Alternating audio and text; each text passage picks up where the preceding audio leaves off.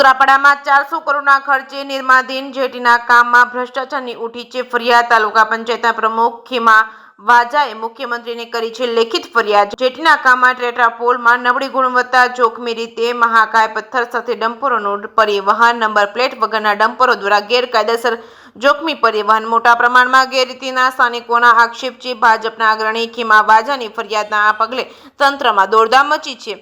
જે કેસની ગુજરાતી સાથે મહેશ વાજા, સોમનાથ। મારું નામ વાજા ખીમાભાઈ કાનાભાઈ છે।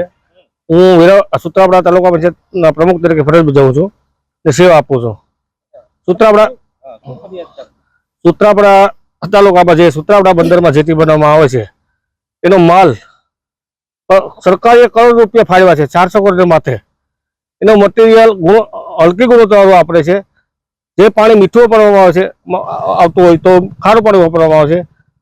અને આ તમે જોવો છો આ ટ્રક ઉભો છે એના વાયલા દરવાજા નથી આવતા ને મોટા મોટા પથ્થર હોય કાલે રસ્તા પર પડી જાય અને કાલે જાનહાની થાય એને જવાબદાર કોણ? એટલે મેં માનીએ છીએ મુખ્યમંત્રી ભૂપેન્દ્રભાઈ પટેલને, ખનિજ વિભાગ, આરટી વિભાગ, જે તે એન્જિનિયર ડિપાર્ટમેન્ટ, ગાંધીનગર બધાને લેખિત ફરિયાદ આપેલી છે।